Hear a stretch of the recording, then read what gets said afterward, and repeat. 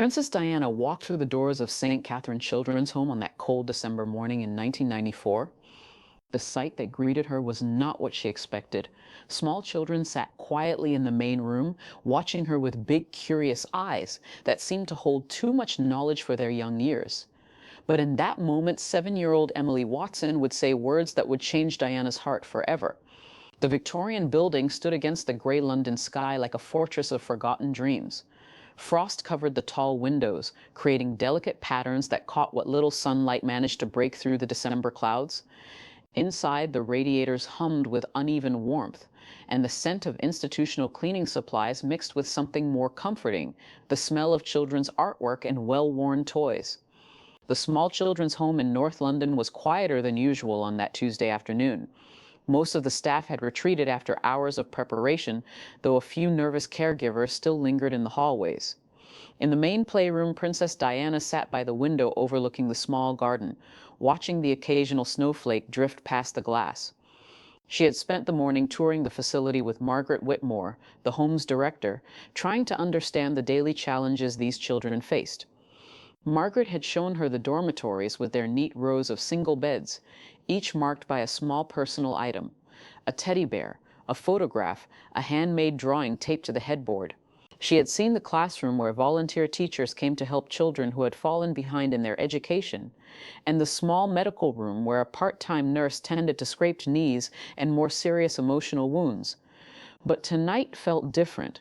Tonight she felt an overwhelming need to connect with someone who truly understood what it meant to feel abandoned. Diana reached for the small leather notebook she kept in her handbag. Her fingers hesitated over the pages filled with names and stories of the children she had met during her visits to various institutions over the years. But Emily Watson had been more than just another case file. She had been her anchor in understanding what real loss meant for a child.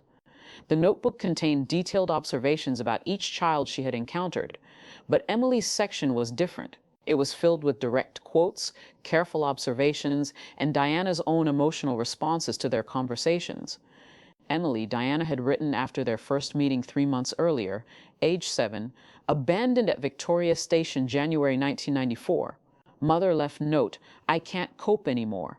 Child found after 6 hours wandering terminal, no known relatives, placement St. Catherine Children's Home. But underneath the clinical notes, Diana had added something more personal. Emily draws her mother every day. Same woman, different situations. When I asked about the drawings, she said, "I draw her so I won't forget. This broke my heart. The child carries loss with such dignity." Below that, more recent entries. Emily's artwork shows remarkable emotional depth. Today she drew herself standing in a doorway, waiting. When I asked what she was waiting for, she said, "Someone to keep their promise." I assured her that some adults do keep their promises. I pray I can be one of them. Diana looked up from her notebook to see Emily Watson approaching her chair. The small girl moved with the cautious grace of a child who had learned not to expect too much from adults. Her dark hair had been neatly braided by one of the caregivers, and she wore a clean but obviously well-worn dress that had probably been donated by a local charity. She was holding something in her hands, another drawing, Diana noticed. "Hello, Emily," Diana said softly, closing her notebook and giving the child her full attention. "What have you brought to show me today?" Emily held up her latest artwork with the careful pride of a young artist presenting her work. Unlike her previous drawings of her mother, this one showed two figures, a small girl and a woman in a blue coat, sitting together under a large tree with spreading branches. "This is us," Emily explained quietly, her voice carrying the careful enunciation of a child who had learned that adults didn't always listen the first time. "From last week when you visited, you said my drawings were beautiful." Diana felt tears forming in her eyes as she studied the simple but profound image. In all her years of royal duties, attending countless events and meeting thousands of people, no one had ever drawn a picture to commemorate their meeting. The simple gesture touched something deep inside her that she hadn't even realized was there. The drawing showed remarkable detail for a 7-year-old's work. Emily had carefully colored Diana's coat the exact shade of blue she had worn during their previous visit. She had drawn the bench they had sat on, complete with the iron armrests and wooden slats. Most touching of all, she had drawn both figures leaning slightly toward each other, suggesting the intimacy of their conversation. "Emily, this is the most wonderful gift anyone has ever given me," Diana said, her voice thick with emotion. "May I keep it?" Emily nodded, then sat down on the floor beside Diana's chair, with the fluid motion of a child completely comfortable with sitting anywhere. Mrs. Whitmore says you might not come back, she said matter-of-factly. She says important people have busy schedules and can't always do what they want to do. Diana felt a flash of anger, not at Margaret, who was only being realistic based on her experience with well-meaning visitors who disappeared as quickly as they had arrived, but at a system that had taught this 7-year-old to expect abandonment as a normal part of life. Emily, look at me, Diana said, turning in her chair to face the little girl directly. Her voice carried a firmness that surprised even her. I promised you I would come back, and I keep my promises. Do you believe me? Emily studied Diana's face with the intensity of a child who had learned to read adult expressions for signs of truth or deception. Her brown eyes searched Diana's features as if trying to memorize them, or perhaps looking for the telltale signs of the kind of adult who made promises they had no intention of keeping. I want to believe you, Emily said finally, her honesty cutting through the room like a small, sharp blade. But my mummy promised to come back too. She said she just needed to go away for a little while to figure some things out. She said she would come back for me before Christmas. The simple honesty of the statement hit Diana like a physical blow. Here was a child who had learned, at age 7, that adults could lie about the most important things, that promises about love and return could be broken without explanation or apology, that the people who were supposed to protect you could simply walk away when life became too difficult. Diana slid down from her chair to sit on the floor beside Emily, ignoring the fact that her expensive skirt would wrinkle and her stockings might snag on the rough carpet. Emily, I need to tell you something very important. Your mummy leaving you wasn't about you not being good enough or lovable enough. Sometimes grown-ups have problems that are bigger than they know how to handle. What kind of problems? Emily asked, her 7-year-old mind trying to understand concepts that many adults struggled with. Diana thought carefully about how to explain adult struggles to a child who had already experienced too much of life's harsh realities. Sometimes grown-ups feel very sad for a long time, so sad they can't take care of themselves, let alone take care of someone else. Sometimes they don't have enough money for food or a place to live. Sometimes they're scared of people who might hurt them. Sometimes they feel like they're drowning and they think if they hold on to you, you might drown too. Emily absorbed this information with the seriousness of a much older child, nodding as if these explanations filled in pieces of a puzzle she had been trying to solve for months. So my mummy didn't leave because I was bad. Emily, you are not bad. You are wonderful and kind and talented and brave. Your mummy left because she had problems, not because of anything you did or didn't do. Margaret Whitmore had been watching their conversation from across the room, pretending to organize some papers while keeping a careful eye on the interaction. She approached quietly, her years of experience telling her that emotional conversations with the children needed to be monitored carefully. Your Royal Highness, Margaret said softly, perhaps we should join the other children for afternoon activities. It's nearly time for art therapy session. But Diana wasn't ready to leave Emily. Something important was happening here. Something that couldn't be scheduled or planned or fit into a neat itinerary. This was the kind of moment that made all the formal ceremonies and ribbon cuttings feel hollow by comparison. Actually, Margaret, I'd like to spend more time with Emily, if that's all right. We're having a very important conversation. Margaret nodded and stepped back, recognizing that something significant was occurring between the princess and the child. In her 20 years of running children's homes, she had seen many well-meaning visitors come and go. Most meant well, but few understood how to truly connect with children who had experienced abandonment and trauma. What she was witnessing between Diana and Emily was different. It was real engagement, not performance. Diana turned back to Emily, who was now pulling threads from a small hole in the carpet. Her attention focused on the repetitive motion in the way children often focused on small tasks when processing big emotions. Can I tell you something about promises, Emily? Emily nodded eagerly, looking up from her carpet thread with renewed attention. There are different kinds of promises. Some promises are made by people who want to keep them but can't because life becomes too difficult. Those aren't lies. They're broken promises, which is different. Then there are promises made by people who have the power to keep them and choose to do so no matter what. Emily considered this distinction with the careful thought of a child who had learned that words mattered, that the difference between one kind of promise and another could mean the difference between hope and heartbreak. Which kind are your promises? Emily asked. Diana looked into Emily's serious brown eyes and made a decision that would change both their lives. The weight of the moment settled on her shoulders. Not the weight of royal duty or public expectation, but the much heavier weight of a child's trust. My promises to you are the second kind, Emily. I have the power to keep them, and I choose to keep them no matter what happens. Emily was quiet for a long moment, processing this information. But then she reached into her small pocket and pulled out a folded piece of paper, creased from being carried around for days. I wrote you a letter, she said, handing it to Diana. Mrs. Reynolds helped me with some of the spelling, but all the words are mine. Diana unfolded the paper carefully, noting how the child had decorated the margins with small drawings of flowers and stars. The handwriting was shaky but determined, clearly written by a 7-year-old working very hard to communicate something important. Dear Princess Diana, the letter read, thank you for not thinking my pictures are silly. Thank you for saying my mummy still loves me even though she went away. I drew you a picture because I want to remember this day always. You are the first grown-up who listened to me about my mummy without telling me to stop thinking about her. You make me feel like my feelings are important. Love, Emily. Diana had to take a moment to compose herself. The letter was more precious to her than any official correspondence she had ever received, more meaningful than letters from heads of state or thank you notes from charities. This was pure, honest communication from a child who had learned to guard her feelings carefully. Emily, this is the most beautiful letter I have ever received. I'm going to keep it always. Really, Emily's face lit up with the first completely genuine smile Diana had seen from her. Really, and I'm going to write you a letter back. Would you like that? Emily nodded enthusiastically, her reserve finally breaking down in the face of this unprecedented adult attention and validation. Over the following weeks, Diana did exactly what she had promised. She returned to St. Catherine Children's Home every Tuesday afternoon, and she wrote Emily letters between visits. The letters weren't formal or educational. They were personal notes about Diana's own day, her thoughts about things Emily had said, and gentle encouragement for the little girl's artwork. In one letter, Diana wrote, Dear Emily, I was thinking about your drawing of the tree we sat under. It reminded me that the best conversations happen when people sit close together and really listen to each other.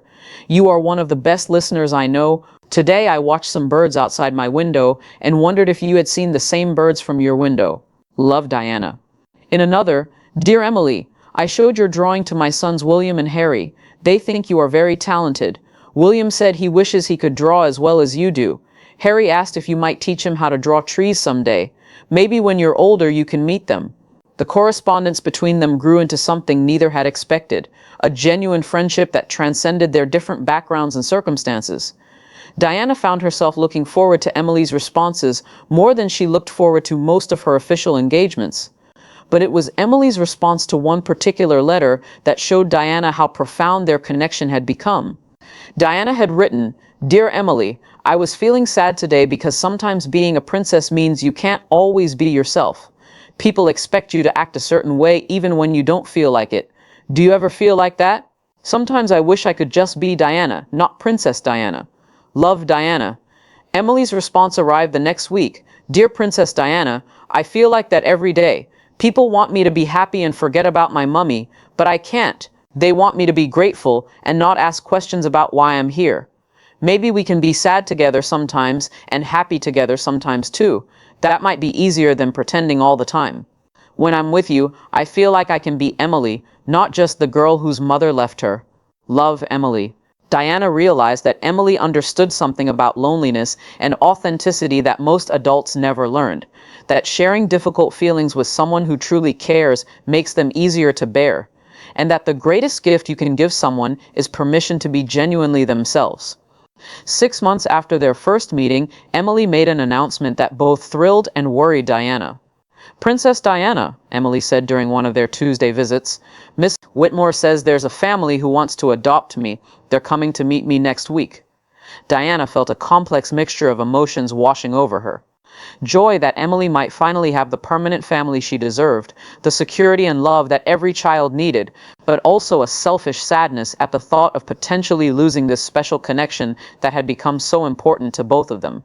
How do you feel about that, Emily? Emily considered the question seriously, her brow furrowed in the way it always was when she was thinking through something important.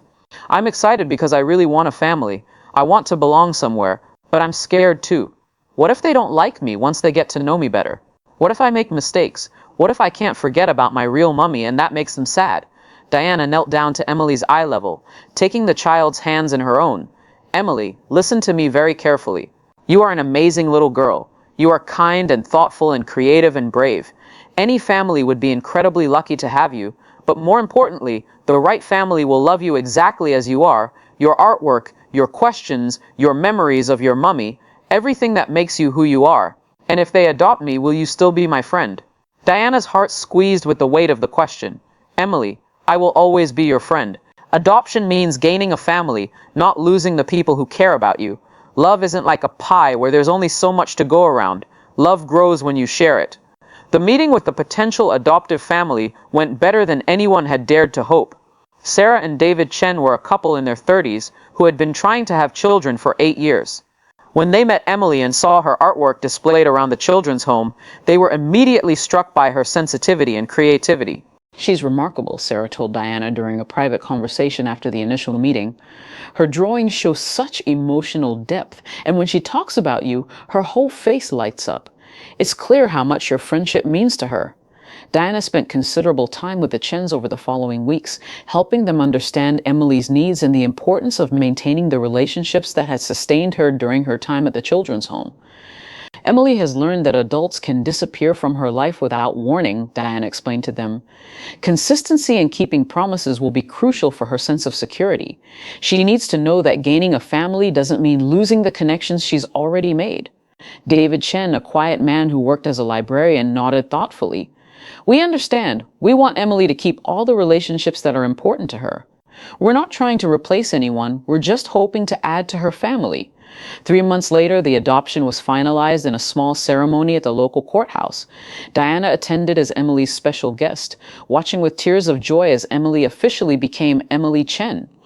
The little girl wore a new dress that her adoptive parents had bought for the occasion, but she had insisted on carrying the drawing she had made of herself and Diana under the tree. But the most touching moment came after the ceremony, when Emily presented Diana with a final drawing. This one showed 4 figures, Emily, her new parents, and Diana, all standing together under the same tree where they had first sat and talked. So it will always be a family, Emily explained, even though it's a different kind of family than most people have. Years later, when Emily was in university studying to become an art therapist, she would still correspond regularly with Diana. Her letters had evolved from childish thanks to thoughtful reflections on her work, helping other children process trauma through art. In one letter written when Emily was 25, she wrote, "Dear Diana, I started working with a 7-year-old girl today who was abandoned by her mother. When I sat down to talk with her, I remembered everything you taught me about listening and not rushing to fix things. I realized that you weren't just being kind to me all those years ago, you were showing me how to help others. Thank you for that gift." Diana kept every letter Emily ever sent her, just as she had kept that first drawing of the 2 of them under the tree. They represented something precious that had emerged from one of the darkest periods of Diana's own life. Proof that genuine human connection could happen anywhere, between anyone, if people were willing to be truly present with each other. When people asked Diana in interviews about her most meaningful charitable work, she never mentioned the high-profile events or the large donations that made headlines. She always talked about St. Catherine Children's Home and what she had learned there. The children taught me that the most important gift you can give someone isn't money or status, Diana would say. It's your attention, your consistency, and your willingness to see them for who they really are. A 7-year-old girl taught me more about love and loyalty than I had learned in all my years as a princess. Emily Watson Chen grew up to become exactly what Diana had seen in her from the beginning. Someone with an extraordinary capacity for empathy who used her own experience of loss to help others heal. She specialized in working with children who had experienced abandonment, and her office was decorated with artwork from her young clients, alongside that first drawing she had made of her biological mother. She never forgot the woman in the blue coat who had sat with her under a tree and taught her that her feelings mattered, that her memories were precious, and that the right kind of love doesn't disappear just because circumstances change. Sometimes the most important relationships begin with a simple drawing and a promise to return. And sometimes, when both people choose to honor that promise with their whole hearts, they create something that lasts far longer than either of them initially imagined.